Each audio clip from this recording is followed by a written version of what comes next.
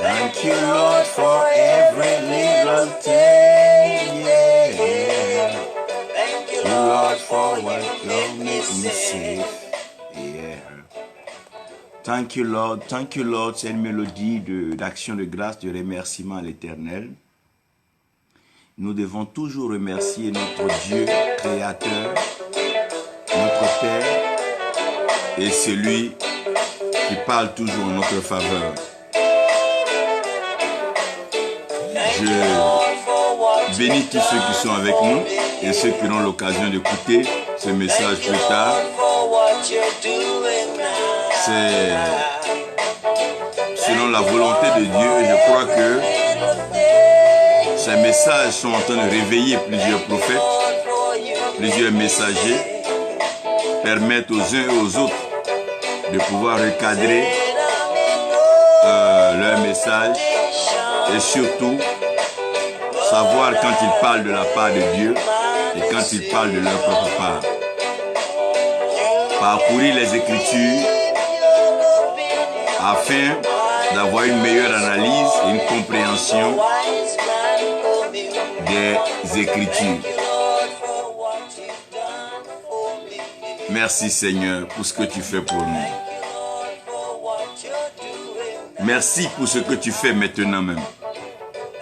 Merci pour mon frère, merci pour ma soeur. Merci pour nos nations. Merci pour le Gabon, merci pour le Burkina Faso. Merci pour le Congo. Merci pour la Côte d'Ivoire. Oui, merci pour le Burundi. Nous te remercions pour le Libéria. Merci pour le Nigeria. Merci Seigneur, parce que tu prouves toujours ta fidélité dans nos temps difficiles. Merci de susciter des prophètes, de les instruire, de les enseigner et de les préparer pour annoncer ton message aux nations, aux peuples, aux individus, afin de produire une transformation et rendre la vie meilleure comme tu l'as souhaité dans ton plan original, afin que la race humaine, bien sûr, écoutant ta voix, puisse faire nous du bien encore ce matin. Restaure notre entendement, corrige notre perception et donne-nous le vrai langage, le langage de l'esprit, le langage prophétique. Merci pour ta fidélité. Au nom de Jésus-Christ. Amen. Ce matin, par la grâce de Dieu, je veux pouvoir vous parler d'un message assez simple, mais qui est fondamental et qui est la priorité dans la marche avec Dieu. C'est vrai que je suis en train de plus m'adresser aux prophètes, vu le centre de formation, dans le centre de recyclage et d'intégration des aigles, donc des prophètes et des apôtres. Il est important que certains messages soient présentés aux serviteurs de Dieu, aux messagers de Dieu, aux communicateurs de l'Éternel et aussi au peuple qui écoute, qui assiste et qui participe au plan divin. Je vous dirai que l'amour exprime le bonheur par le langage divin. S'il ne s'agissait que de Dieu, si tout ne dépendait que de Dieu, et comme c'est Dieu qui est souverain, Dieu a béni l'homme. Quand vous lisez la Bible, quand Dieu crée l'homme, à son image et selon sa ressemblance, et Dieu bénit. Et Dieu bénit. Le mot qui est utilisé pour béni dit que Dieu a bien parlé. Donc Dieu s'est exprimé de façon juste, de façon gracieuse et de façon miséricorde à l'endroit de l'homme. Parce qu'avant la fondation du monde, Dieu avait déjà immolé l'agneau qui servait donc de rachat, de sacrifice pour l'établissement de la paix et la communion avec lui. Et l'homme, dans l'exercice de son autorité, va se retrouver confronté à des réalités. Quand Dieu crée l'homme, Dieu demande à l'homme de dominer donc sur les poissons des mers, donc sur les eaux, tous les démons et tout esprit ou bien démons marins pouvant donc influencer négativement la vie de l'homme. Dieu demande à l'homme de dominer sur les poissons, sur les oiseaux de l'air, disant que tout sorcier ou influence satanique, maléfique qui vole au-dessus de toi, tu as le pouvoir dominer sur ça. Et Dieu demande à l'homme de dominer sur les animaux qui donc se déplacent, qui se meuvent à la surface de la terre. Donc Dieu donne le plein pouvoir à tout animal qui se déplace sur la terre et qui rampe sur la terre.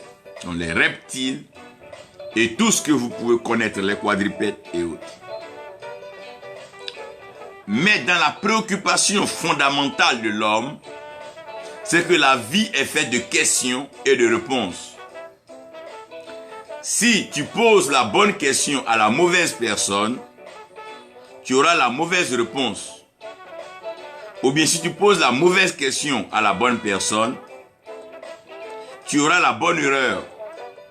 Parce que la personne te répondra de toute bonne foi, alors que c'est la question qui est déplacée. Quand tu dis à quelqu'un qu'est-ce qui se trouve à ma gauche, alors que tu l'as dit à ma droite, il te dira bonnement ce qui est à ta gauche. Mais quand tu vas regarder à ta droite, puisque c'est ce que tu voulais dire, tu vas te rendre compte que tu t'es trompé. Lorsque le serpent approche la femme dans le jardin, la préoccupation du serpent était de savoir l'ainsi parle l'Éternel. Parce que Satan n'étant plus dans le siège, n'étant plus donc au conseil des ministres de Dieu et ne siégeant plus dans le conseil céleste, c'est que Dieu a créé l'homme à son image et à sa ressemblance. Donc, ne pouvons plus avoir accès à Dieu pour avoir les informations secrètes et cachées, parce que la Bible dit que c'est la joie de Dieu, c'est un plaisir pour Dieu de cacher les choses, et Dieu laisse la latitude au roi de sonder, de déceler les choses cachées.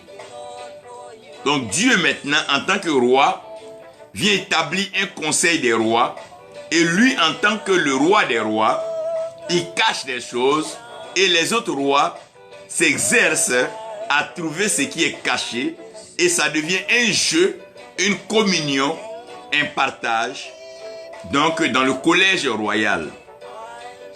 Parce que quand on parle de la gloire de Dieu, on parle d'une constitution royale qui donne tout droit, tout attribut à Dieu. Et comme le roi n'est pas voté, le roi n'est pas élu, le roi n'est pas donc une question de je pense ou je ne pense pas, je le choisis ou je ne le choisis pas. Le roi, il est établi en essence. Et comme Dieu est l'autorité spirituelle suprême, qu'au-dessus de Dieu, il n'y a rien, mais tout est en bas de Dieu, et que personne ne vote Dieu, personne ne décide qui est Dieu, donc la parole de Dieu devient la parole sur laquelle tous doivent s'appuyer pour agir. Donc c'est la parole de Dieu qui va créer, c'est la parole de Dieu qui va mettre en mouvement, et c'est la parole de Dieu qui va répartir donc les charges et les responsabilités. Donc tout le monde a besoin de la partie ou la parole qui vient de Dieu. C'est comme dans une nation. Vous pouvez être opposant, adversaire, ennemi. Mais quand le chef d'État donne un mot d'ordre, chacun doit par l'actualité s'informer pour ne pas tomber sous le coup de la loi. Donc le serpent aussi a ce droit-là de pouvoir poser des questions Mais puisqu'il n'est plus au ciel et qu'il a été précipité, il ne peut plus entendre l'ainsi parle l'Éternel. Alors que c'est la parole de Dieu qui change donc les vies et qui transforme les destinées. Donc, aussi longtemps qu'il n'y a pas l'ainsi parle l'Éternel, la parole peut être donc approuvée, acceptée, analysée, observée en attendant qu'on voit le fruit de cette parole. Donc quand le serpent approche la femme, la question qu'il lui pose, Dieu a-t-il vraiment dit? Donc, est-ce que c'est ainsi par l'Éternel? Voilà la question. Peu importe ce que le fruit va faire. C'est un fruit sur un arbre dans un jardin. Il est un fruit comme tout autre fruit. Mais ce qui va changer et qui va influencer la destinée et l'impact de ce fruit-là, c'est ce que Dieu dit sur ce fruit. Donc un prophète est comme un homme, est un homme ordinaire, né d'un père et d'une mère. Mais ce qui va impacter et ce qui va provoquer l'influence de la vie du prophète, c'est la parole de l'Éternel sur sa vie. Ainsi parle l'Éternel. Donc Satan vient et il demande à Ève, puisque c'est à vous il a confié le jardin, c'est vous qui êtes mieux placés pour me dire l'ainsi parle l'Éternel. Aujourd'hui, dans cette création actuelle, dans ce monde actuel, seuls les prophètes de l'Éternel sont autorisés et sont les mieux outillés et les mieux appropriés pour révéler aux nations et au monde la pensée, la volonté et les promesses de Dieu. Parce que les promesses de Dieu en Jésus-Christ sont oui et en lui l'amen. Donc nous devons connaître l'ainsi parle l'Éternel. Donc les jeûnes et prières, tous ces exercices, ces chants, ces louanges, ces adorations, les sacrifices, tout ce que le peuple a eu à faire et que le peuple fera, c'est juste pour entendre ainsi parle l'Éternel. Donc une vie n'est pas complète tant que l'ainsi parle l'Éternel n'est pas révélé. Donc les nations sont à la croisée des chemins. Nous sommes dans des temps d'élection, nous sommes dans des temps de choix, nous sommes dans des temps de changement. Et ce monde-là est donc soumis à des mutations perpétuelles. Ce qui permettra à l'homme d'aller dans le bon sens, dans la bonne direction et avoir la bonne orientation, c'est ainsi parle l'Éternel.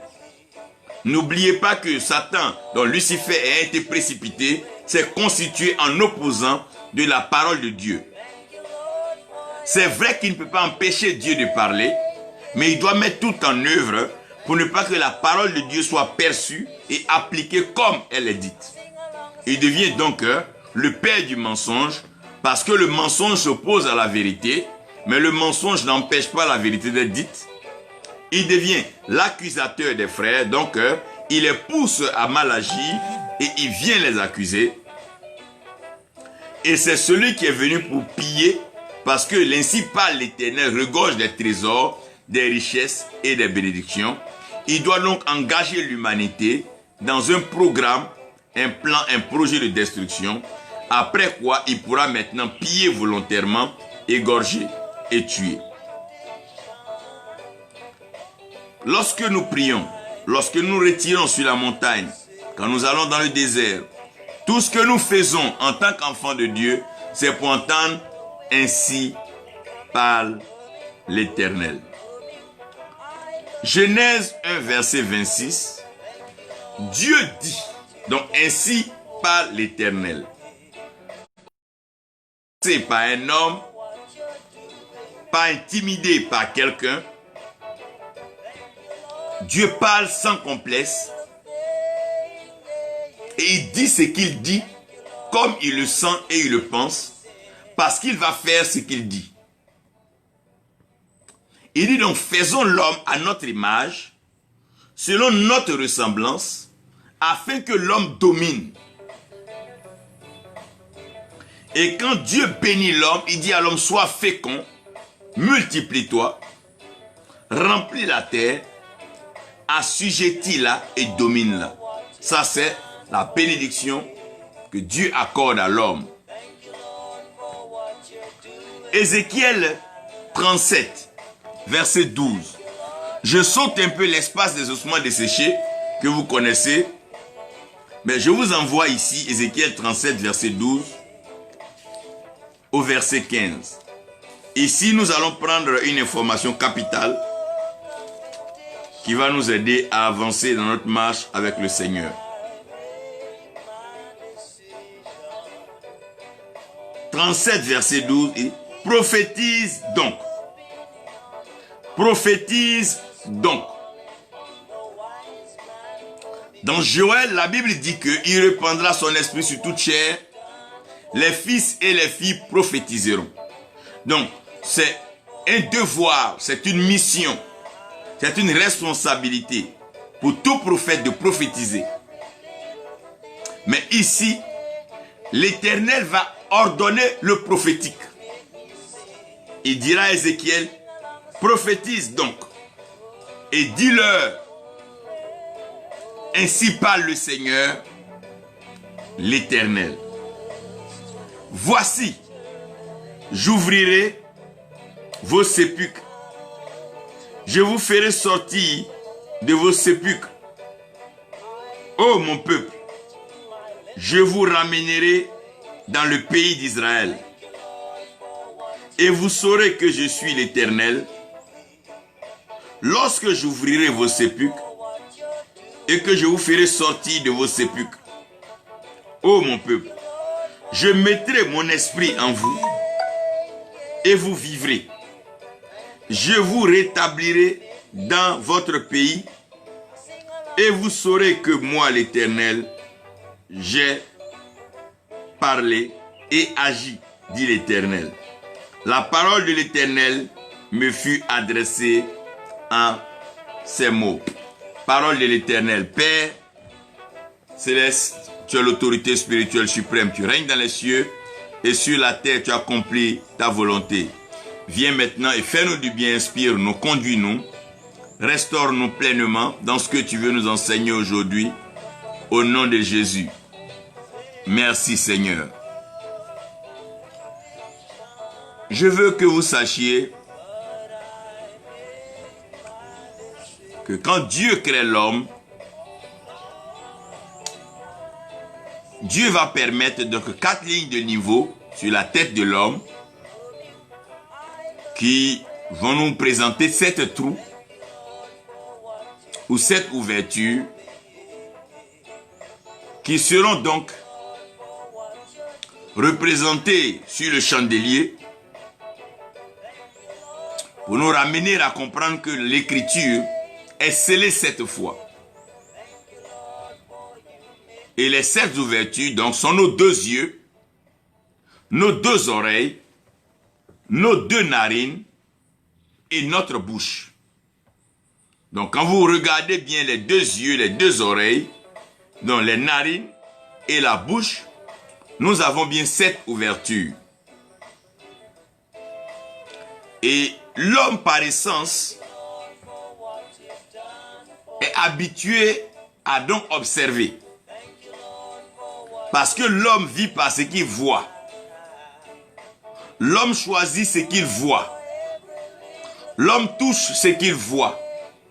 L'homme mange ce qu'il voit. La vie de l'homme est liée à ce qu'il voit.